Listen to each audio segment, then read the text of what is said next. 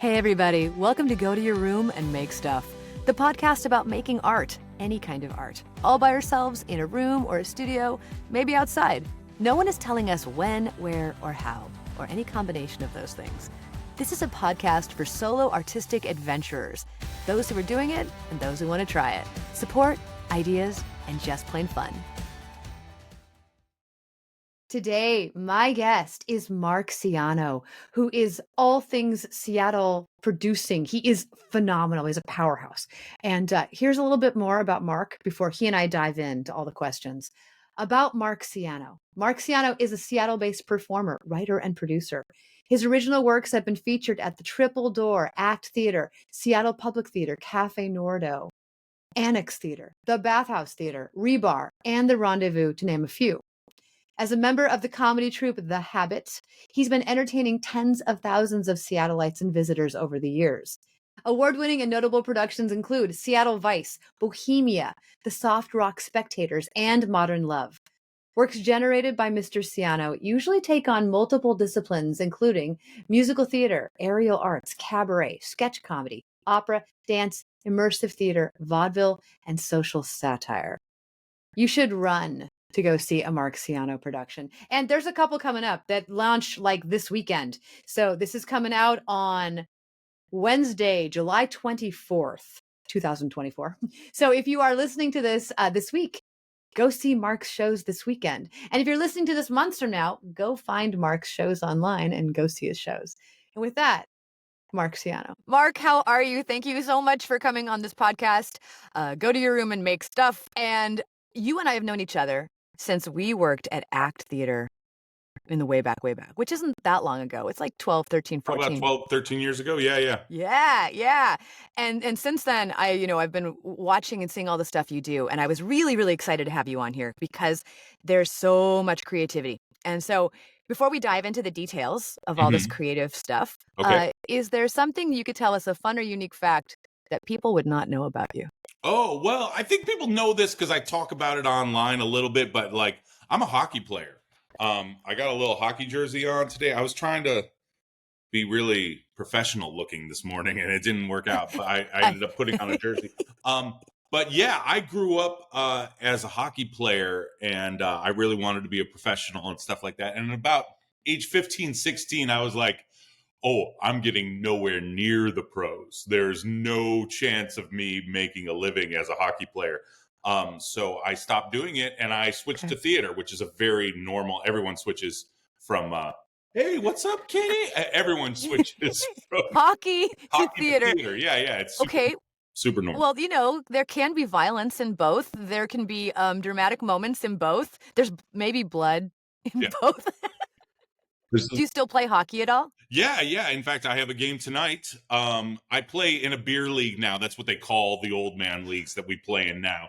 They're usually called beer leagues, or it's called the Kraken Adult League is what it's called in Seattle now. Yeah, because the Kraken, when they moved into to Northgate and the area, they're like, we're taking over all hockey things. Our name will be on everything now. So the Kraken Adult League is the league I play in, and I am below average, let's say.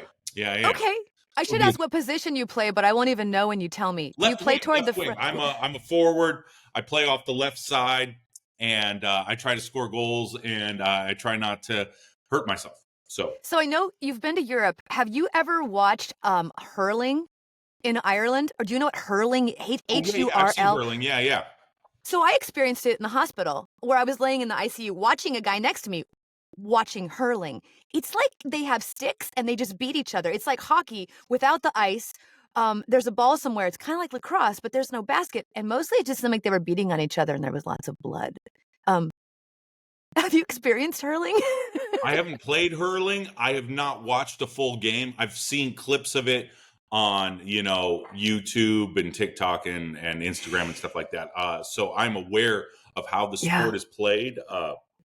But I would love, if I go to Ireland, I'm going to watch one of those games for sure. You got to go in person, I think. So for those of you watching, if you haven't watched hockey recently, watch hockey and then Google hurling. H-U-R-L-I-N-G, hurling. So, okay, Mark, tell us about your art medium or mediums, because I have a feeling you have more than one. So Well, I'm a theater producer, and I do a little bit of everything in the theater. It's basically being like not a jack of all trades, but oh yeah, jack of all trades, master of none, right? But right. so I do a little bit of musical composition. I'm an actor. I'm a singer. I'm a director.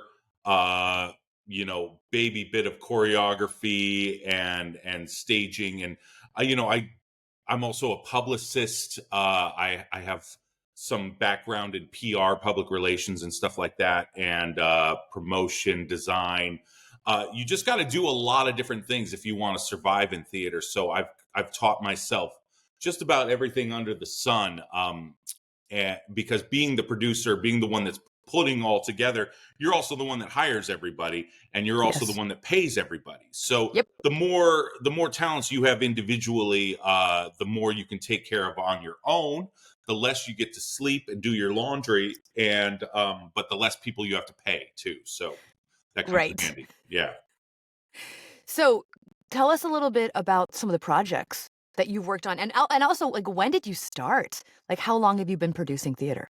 Well, I didn't quite understand what producing theater meant when I was a teenager.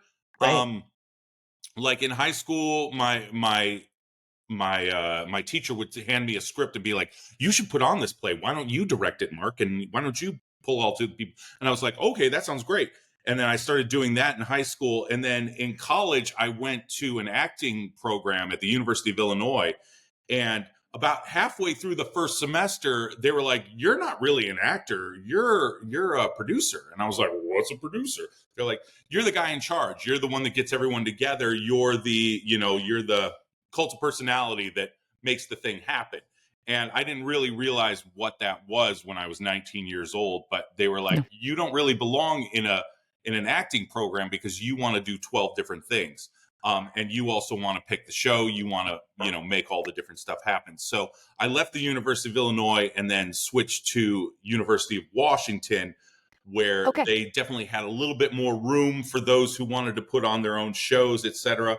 And then I've been doing it ever since. So, I'm in my 40s now. So it's like 30 years now, I guess, of producing theater. Sweet. And I think you and I probably went to college about the same time. I was in Missouri. Our BFA theater program had a student-run theater on the campus. Oh, cool. So they used to call it, they gave us enough rope to hang ourselves. We had our own board. We had our own, we had a board. We had an artistic director. We had tech director. It was a women's college with 9 men Cool. that went Stevens. And I would say the college program I was in for theater embraced that kind of producing your own stuff. Yeah, yeah, yeah. So it's interesting to hear that there are programs out there that are so strict. I think I'm glad that you moved to UW. I think Washington, I'm glad that we got you and not Chicago, right? Yeah, So otherwise you might be in Chicago doing theater. There's great theater in Chicago. for sure. For sure. But Seattle's a theater town, and I've been here almost exactly 30 years. Yeah, yeah. Because after I did theater at college and then I toured, I landed in Seattle. And so that's awesome. Do you have a room or a studio where you work? Or do you work Uh, all over the place? all over the place. Yeah, for Yeah. sure. Um, I have a storage space. um, I have the theater that I work out of, or the rehearsal hall that I work out of right now, is in Crown Hill. It's just a community center that has a dance space, and they rent me like kind of a month at a time. Right. But usually it's the theater that I work out of, which is Seattle Public Theater. I work Yes. there a whole lot. So that's it's an old bathhouse on Green Lake that got converted into a theater, and usually do most of my performances and rehearsals there, but it all depends on what projects are going on. But do I have a space of my own where I always rehearse and meet everybody? Not really. I mean, Right. I have like a secondary apartment, which I Okay. use as a meeting spot, like where we come together and work on the shows. Yeah. It's centrally located, and but it's very much an apartment. It's not like a artist studio or anything like that. I mean, I very much Right. use it for that capacity. And also when I hire artists and actors and performers from out of town, they get to stay there. Oh. Oh, They need beautiful. You have housing. Holy yeah, cow, that's a big deal. yeah, yeah. It's just it's a super cheap apartment in Lower Queen Anne, which is like the center of Seattle. And I don't think Yep. my landlords know that it has more than one bedroom. And I'm like, okay, well, I'm just going to hold on to this forever. Because, Good. you know, Yeah. Because it's cheaper yeah. than anything else in Seattle. And I honestly don't understand why they're not charging me like $2,000 a month or something like that, you know? Lower Queen Anne 30 years ago, I think I paid $425 for that apartment. Mm. That was a really long time ago. Yeah. I remember 500 for a Yeah. studio on Capitol Hill not that long ago. Yeah. It's more now. It's a lot. Oh my goodness, it's a lot. Yeah, and that's not just inflation either. You know No. what I mean? Like inflation's one thing, but like housing is out of control. But I mean, that's everywhere. That's not just Seattle. I mean, Seattle's a lot worse than most, but like the whole world's going that way. So I know you travel a ton. Yeah, So yeah. a question I have is when you are going over to Europe, are you working on artistic stuff? Because that's what I'm just really curious about that. Or are you going over just for yourself? Like when you travel, Yeah. is it part of your art? Is it just for you? Combination of both. It depends on, I mean, I'm always looking at every theater, every city, being like, can I do a show here? Could I do a show here? And I'll set Great. up meetings and I'll set up tours. But for the most part, it's just travel. Yeah. When I'm in Berlin, because Berlin has a really good scene and has a lot of people that see shows in English. When I'm in Berlin, I'm definitely a little bit more work eyes because that's a good Okay. city for that. When I'm in Italy, I haven't really found an Italian city that that could support what I do. I would love that. I mean, if I could pick up and move to Milan, I probably would. But for the most part, I'm traveling for funsies. You know what I mean? Okay. Just having a good time, seeing the world, seeing my family. But yeah, always with an eye. Like, I was in a town called Salerno a couple of years ago, and they had this beautiful theater that barely ever gets used. And I was kind of like, do I have a nonverbal show I could put on here? Because people in that region of Italy don't really speak a lot of English. But I was like, Right. ooh, giant, empty, beautiful theater, with the red seats and the balconies and the wow. little booths on the side, Yes. oh, so cool. But yeah, ultimately, I haven't quite figured out. And if I ever do, I'll do more shows in Europe, but I really haven't figured out how to not lose a ton of money when I'm trying to do shows outside of Seattle. Like, I just find that I'm just bleeding money anytime I try to do something outside of Seattle. I have only traveled to Europe for training. So that was always very different. And the training I got in Prague was like mind blowing. And what blew my mind about Prague was it was kind of like being in Las Vegas, only as opposed to people trying to throw sexual things at you, they're trying to throw classical musical concerts at you. Like you try to go across the Charles Street Bridge and they're like, no, my Vivaldi, no, my Vivaldi. And you're like, no, sorry, I already have 3 Vivaldis and a Ravel scheduled for later today. But it was dirt cheap to see these shows. And the musicians were stellar, but it was like $15 concerts, $10 concerts. So I can't even wrap my brain around producing there either, other than every church had been converted into, a music space. Yeah. And again, I not being over there and living over there, I was stuck in Ireland, but I was doing voiceover in the hospital as opposed to doing theater. I did find it when I was trying to tour my show in Ireland. I found it incredibly hard. I did.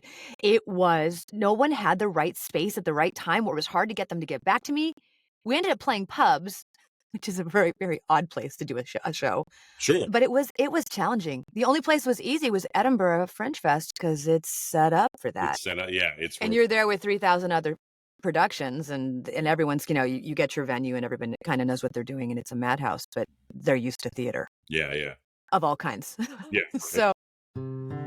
This podcast is brought to you by the Seattle Voice Academy, and your host runs the podcast and the Seattle Voice Academy. This online voice school specializes in vocal health, singing, voiceover, and public speaking. Come check us out, seattlevoiceacademy.com. Oh, and have you ever done the Fringe? No, I haven't done the Edinburgh Fringe. I've done a few Fringe festivals over the years, but yeah, I haven't done the Edinburgh. I mean, I kind of stopped doing Fringe festivals because I like to pick the times we perform.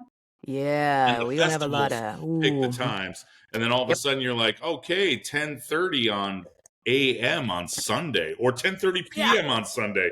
Oh, yeah. Both are I got terrible times really to do a show. lucky. I got 5:05 p.m. Oh, So 17:05, which was perfect because you go play all day. You load in 5 minutes you have. You do the show, and then you go out for drinks and go see 7 more shows. yes. It was like the best time. So before dinner. The before dinner show was like, because if it had been at 8 You o'clock, got to get really fall asleep. lucky, and I don't know. It always seems like such a crapshoot because the last time I did the Canadian Fringe or Orlando Fringe, like I got Yeah. some terrible show times and just in a room with 4 people watching the show. It's It feel a little brutal. Yes. Yes, we had huge houses in Edinburgh, sometimes 15, 20, and sometimes 40. ooh, But it was a 50-seat house. But I was like, still, I remember thinking, wow. And just, you see, I've never seen so many flyers thrown at people. And people were, 2 years before we'd taken my daughter, and we used her like a shield going up the Royal Mile because everybody wanted us to see their show. yeah. Yeah. So right now, what does a day look like for you when you are doing either multiple projects or working like how do you spend your days when you're doing all your creative stuff?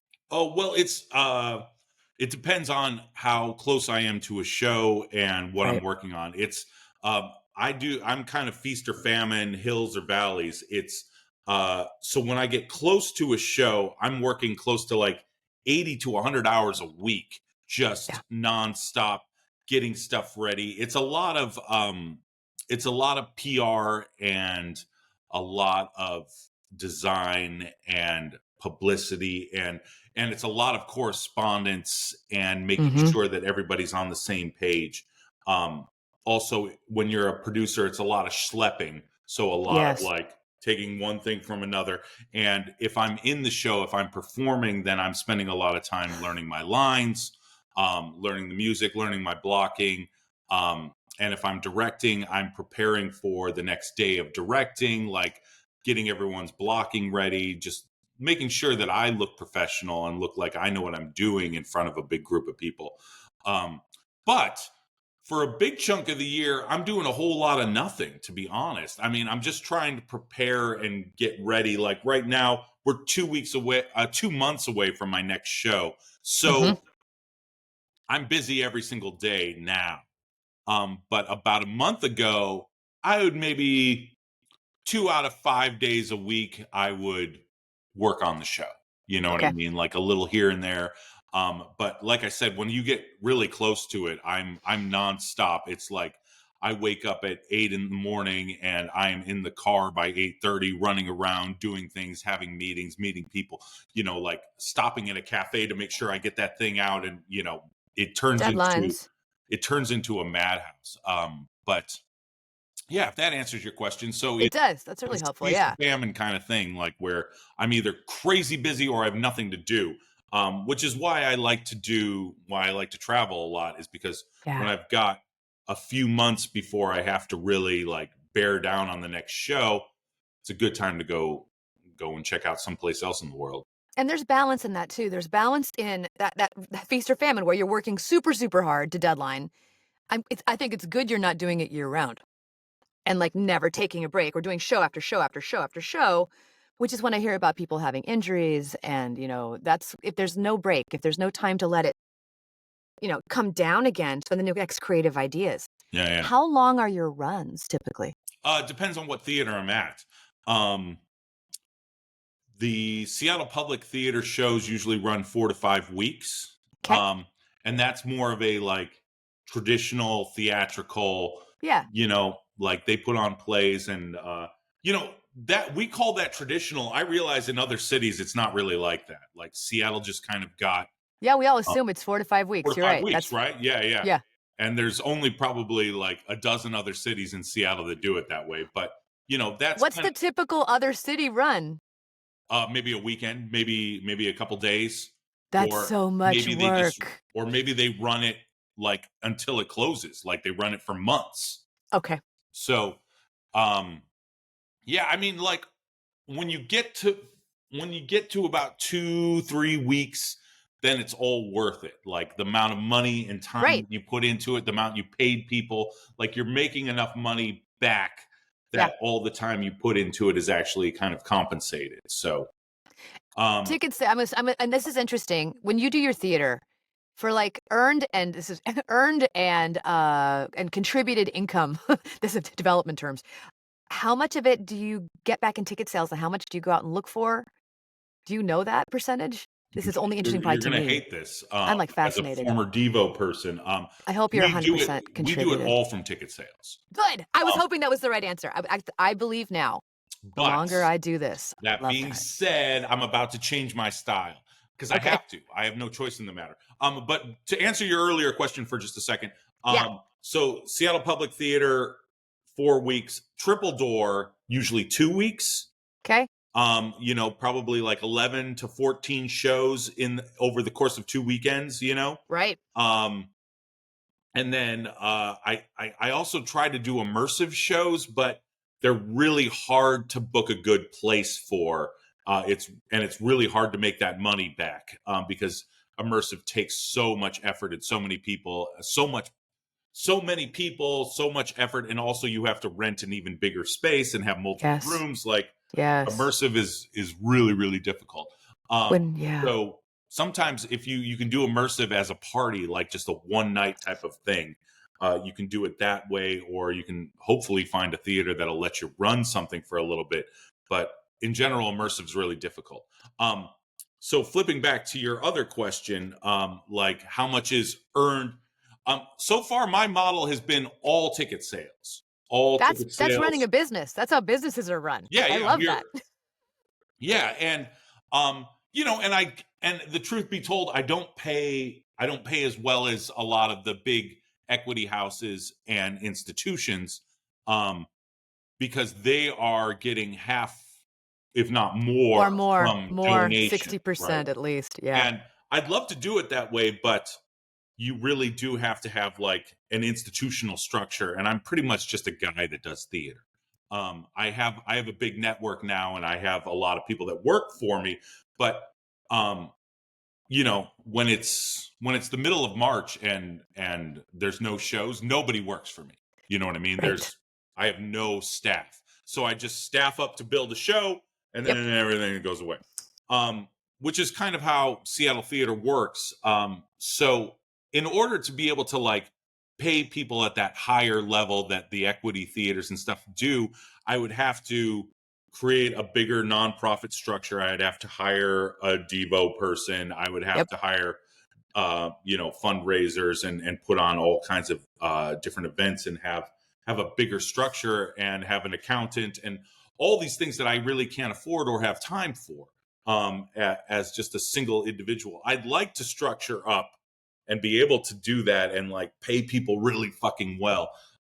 But I'm not quite there yet. So that being said, Seattle Public Theater has now said that I need to switch to being a nonprofit. So okay. I've just started a new nonprofit company called The Habit Productions. And we'll be putting on usually 1 to 2 shows at Seattle Public Theater a year. Yeah. But that means that I can now go out and get donations. Yes. So we're now a proper nonprofit. And I haven't tried that yet. I used to be a nonprofit a while ago, but I wasn't very good at raising money. But I'm going to try it again. And if I'm able to, raise a lot of money and throw some good parties that really bring in some real dough, then I can pay everyone a little bit better, which is exciting as well. I did like being the for-profit model because there's no one to answer to, yes. Which is not. You can keep your board small, though. You can. There's lots of ways to keep your board tiny. Yeah, the thing is, I need help. And I need more people. And the truth of the matter is, when you're working in this industry, everybody wants to be on stage. Everybody wants to write the music. Nobody wants to do the admin type of stuff. They exist. Those people are available, but they're very hard to find. And if you work in theater, you're probably doing it because of some sort of artistic bent. You know what I mean? You're not there for the money. And so finding someone and being like, hey, do you want to work for me part-time and not make that much money and work on some theater projects that you might not have a whole lot of involvement? If you find the right actors who need that side hustle, who have that skill set, that's the way I've seen it done most successfully. Yeah, for Because sure. they're also not vying to be in your show. So it doesn't have to be the actors in your show, but someone who already has acting going on or artistic stuff somewhere, or they're voice actors, whatever, and they have that skill set, but they need a side hustle. Yeah, That's what I've done a lot when I need that part-time help, yeah, is I go after those folks who just need a nice solid paycheck. And they can do that stuff that we don't necessarily want to do. Fundraising is such an interesting beast because I hated it when I started. I mean, hated. Like you couldn't force me to raise money. I was like, ew, I had a bad feeling around it, right?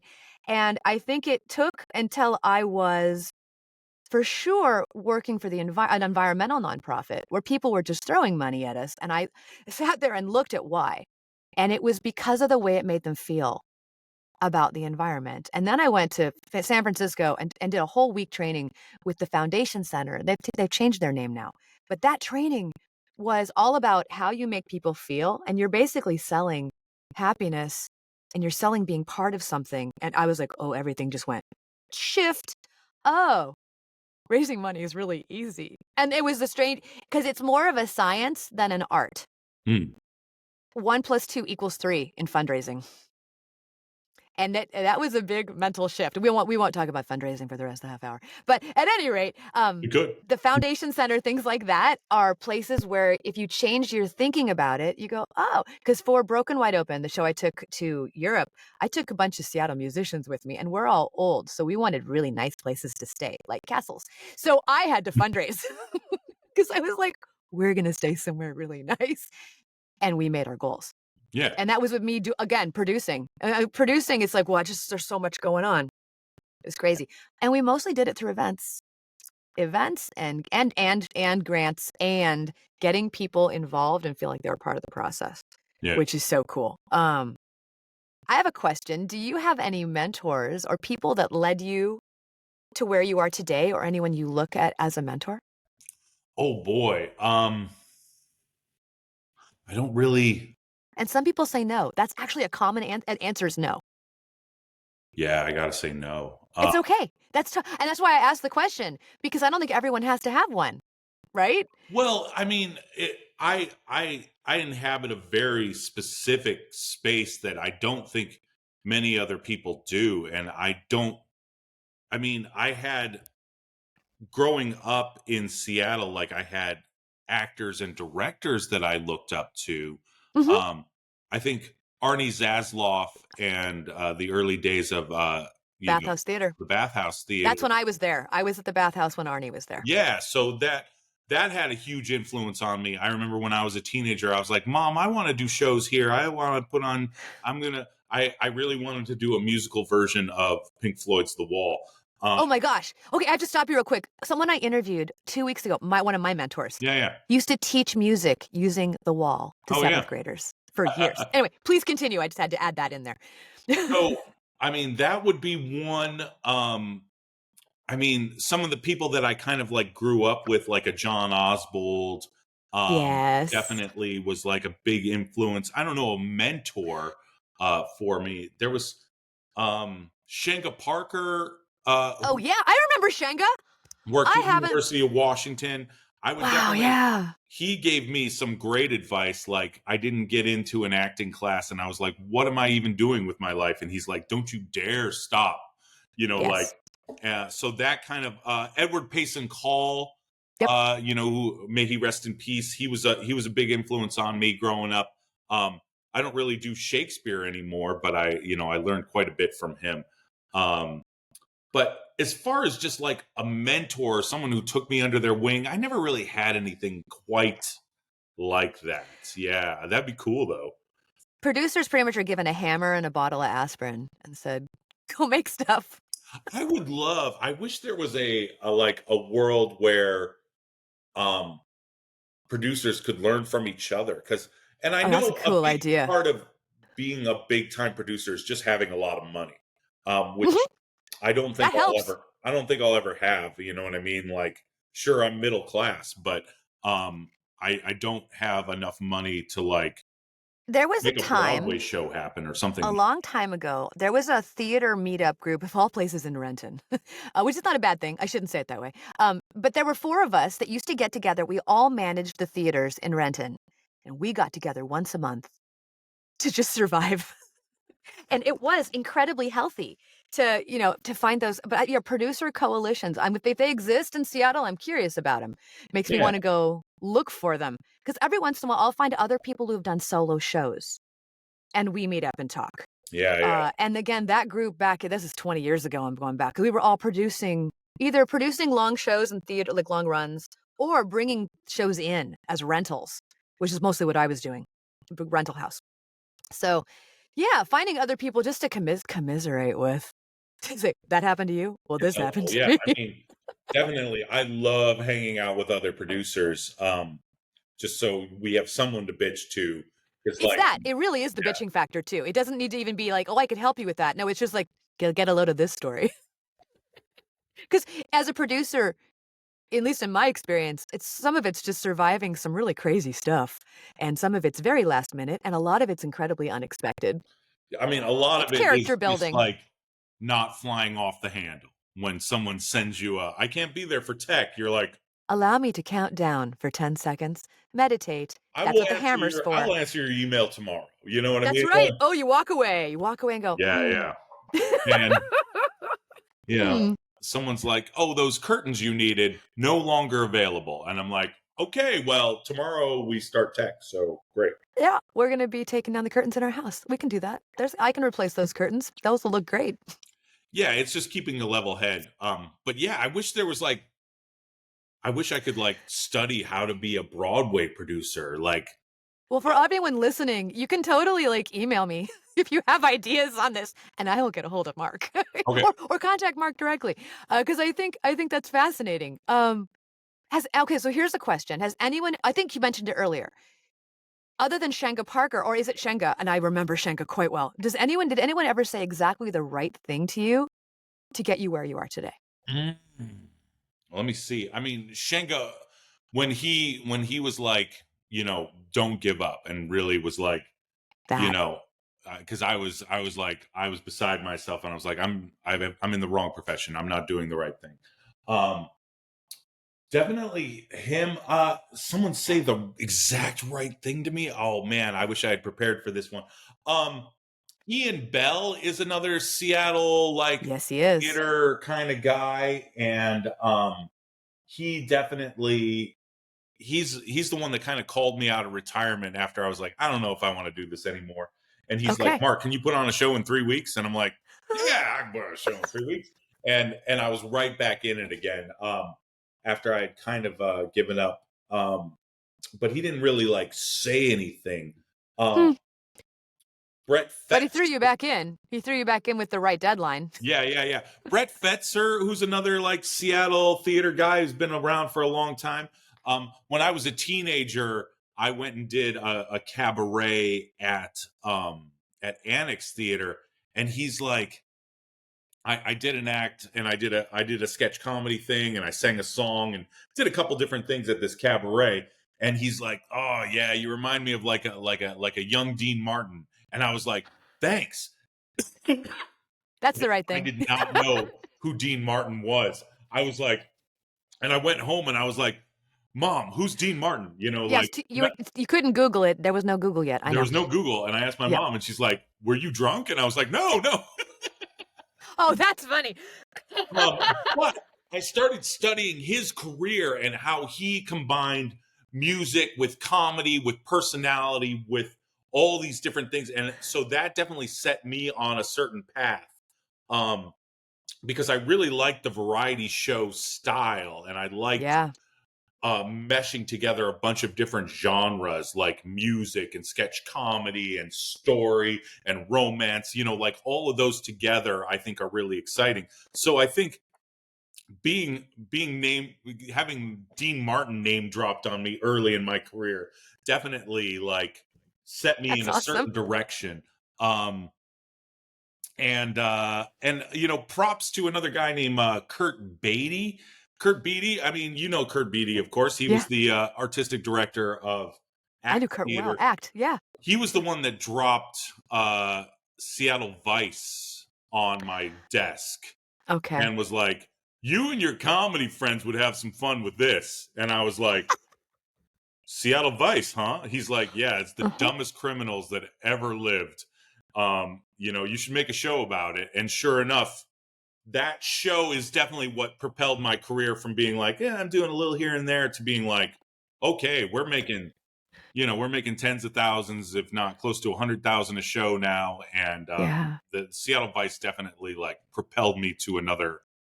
Mark's shows sell out. My favorite thing about Titanic, which I want to talk about for sure. Titanic, I enjoyed seeing so much. It's so funny. And I loved there was first class. And everyone in first class got champagne. And those of us who were not in first class did not get. It was just great. And that immersive, just the immersive style as part of that musical theater comedy at the Bathhouse Theater, Seattle Public Theater. And that space will forever be called the Bathhouse for me. That's okay, yeah. Oh my gosh, summer shows there. But yeah, tell me about Titanic and how all that went down. Well, I get it went down. It was not on purpose. Hey-o. Well, okay, yeah. But Titanic was the comedy troupe that I grew up in, kind of like sort of referenced as we've been talking, was a group called The Habit, and we created a Christmas show called A Very Die Hard Christmas, which was shit. And then the theater asked if we could make something like a summer blockbuster type show. Okay. And when I say they asked me, it might have been me asking them. I'm not sure. Lots of times, when you're a producer, you're the one asking, "Can we do this?" Sometimes they come to you, but usually it's the producer going, "Hey, do you have a slot in the summer?" And so we were trying to come up with something that could cut through the summer malaise in theater in Seattle, because it's hard to do theater in the summer in Seattle because it's so beautiful outside, and the only time it's beautiful. Yeah, we have all this pent up energy in Seattle because it's shitty weather all the time, Right. all the time, and then it's nice, and you're like, "I got to do something. I have to go outside." Yeah. I can't be going to the theater. No, that's crazy. So, but something like Titanic, doing a parody of something that's already kind of this summer blockbuster IP, this thing that everybody knows about, felt like a good way to really cut through and get a lot of people that maybe don't go to the theater to come to the show. Right. And it really worked. And so we're going to do it. We've done it 2 years in a row now, and this is going to be the third year. Probably the last year, because I want to try something else out next year. And that's how that kind of came about. Also, we were looking for something that everybody knew about and something that was easy to parody. And making fun of a bunch of people that died in the North Atlantic, maybe not the best idea, but it worked. It worked. James Cameron film, absolutely, yeah. And that's how it's structured. I can quote things from that show, and I've only seen it once. Yeah. So when theater's really good, there's nothing better. When theater is really bad, there is nothing worse. I've been in some immersive shows where I was like, when will this hell be over? Well, the fun thing about seeing a bad show is that it automatically sparks a ton of conversation.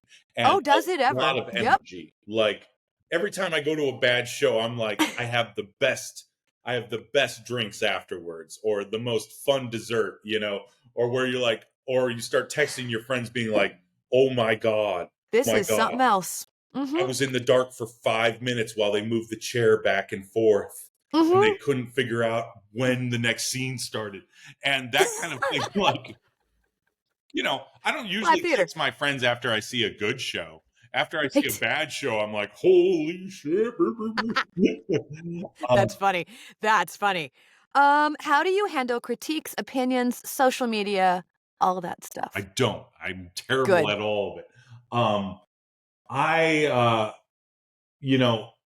I'm not particularly good at handling bad reviews or negative feedback. Do you read them? Do you avoid them? I can't. Can't avoid it. They eventually make it back to me. But what I'll do is if I get something really bad or something really nasty, is I'll hide it and make sure no one ever sees it. Gotcha. There was when we did Seattle Vice the first time, there was a really, or the second time, I think, there was a really nasty review in The Stranger. And, I was like, we don't talk about that. We do not. And it, there's still phrases from that review that ping around my head to this day in ways that all the positive feedback in the world cannot do. They don't stay, but the bad ones stay. I got one at Bathhouse Theater, the Arnie Zaslov days. Oh, yeah. Actually, I was told never to read it, so I've never read it, but I imagine what it says, and that has never left me 30 years later. I imagine it said, she should have stayed a car salesman because their acting is no good. Don't really know. I don't know what it said. Because I walked into the theater, that lobby that and everyone went, did you see the Times? It was Joe Adcock. I know who wrote it. Oh, yeah. And I went, no. And they went, how about you don't? And I went, okay. Oh, I'm going to go on stage at this show for 100 more times. Yeah. But I do one of the old-fashioned things where everyone in the theater is forbidden for talking about reviews or criticisms. I love that. During the run. When you're in the theater. If you want to chat about it at the bar, I can't, But not at the theater. I agree. Yeah. Because I've watched people change their performances because of a review. I've done that myself. Yeah. I mean, I remember I got a nasty review when I was at the Village Theater. It wasn't even nasty. It was just like, this guy swivels his hips too much, or some shit like that. Like I was in Greece, right? And I was like, you're supposed to swivel your hips in Greece. Yeah, exactly. So I played it a little more subtle the next night and didn't dance. I wasn't as dancey. And the director was like, I know you read that review. Just do your performance. Okay. That's what I wanted in the first place. That's right. I was like, oh, okay. I'm sorry. Yeah.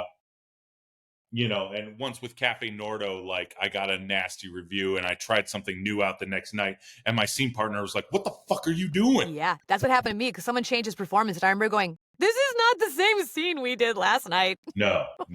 Oh, my goodness. But, yeah, so they're hard. They're tough. And do you and you said the positive ones don't always what do you do with the positive, the good reviews? Put them in a suitcase. My mom and I said we were one day going to scrapbook all the good stuff. Okay. I don't think we're ever going to do that, but Yeah, but I love the fact thank you for talking about it. And the reason I bring it up, it's interesting because some people are like, oh wow, I never had a bad review. And I love that response. And I go, oh, because some of us have. And I think the more you put out there, and it can be brilliant stuff, the more people see it and have ability to, someone's going to say something. Audiobooks, we're going to get 1-star reviews at some point. We just do. Yeah. And, the thing is, with today's media landscape is that there's far less reviews, period. You know what I mean? Right. I'd say of the shows that I put on, if I put on 4 shows a year, maybe I'll get a couple reviews. Some shows there's only a few people doing reviews. Yeah. And the people that do review it are pretty small time bloggers kind of thing. Now it's blogs and social media and just people's, comments, right? Yeah. So there's not, earlier in my career, maybe about 12 years ago, I could rely almost entirely on Seattle Times and The Stranger and the PI. Misha, and Dan, all those guys. Was more than enough publicity to fill my theaters. Yes. But now there's so very little of it. When people say I've never had a bad review, it's because there's not many reviews out there. That's right. And no one really is willing to be that asshole anymore because we've kind of and I think this is the way people should act, is that you criticize privately, you praise publicly, right? Yeah. I see that in a lot of the reviews I see now. Yeah. And so people are very unwilling to be negative in such a small community. Now, it's the opposite on Broadway because it's anything that comes out that's so-so, everyone wants to get on the I'm going to give this thing a nasty review. which we 3-night just run. saw with Yeah. some shows that opened on Broadway.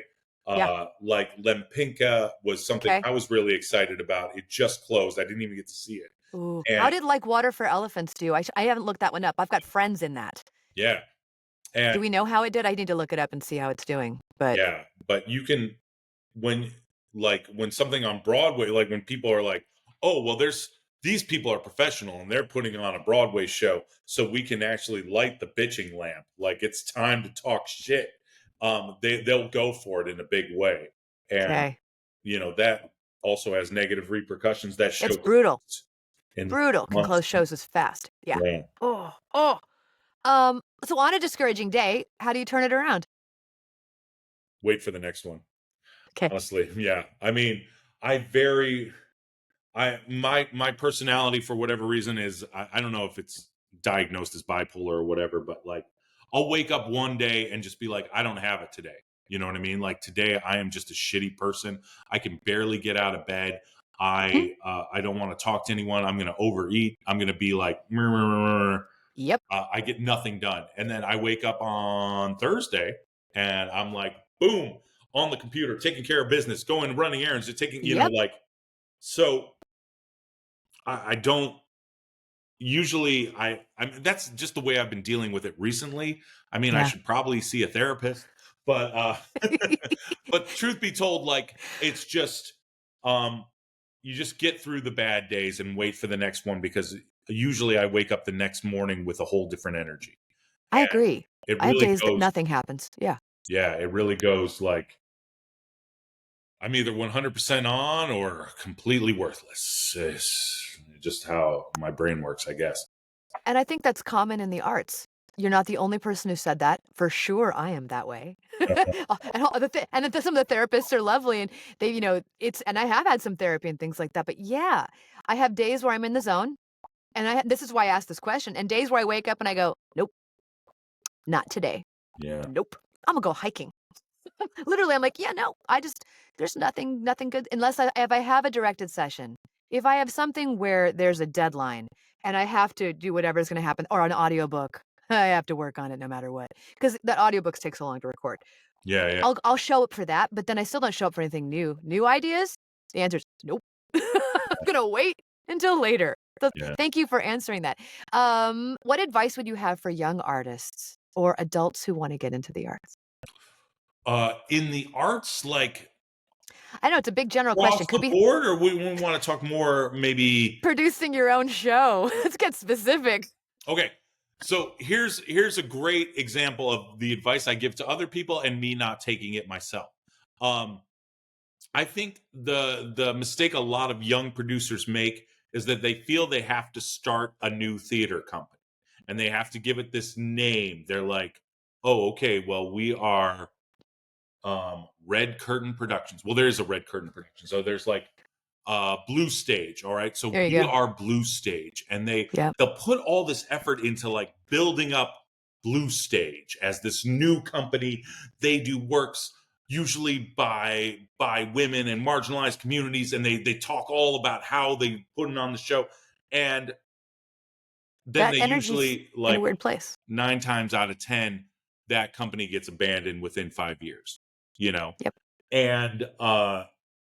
And nobody remembers what Blue Stage was all about, or it never mattered.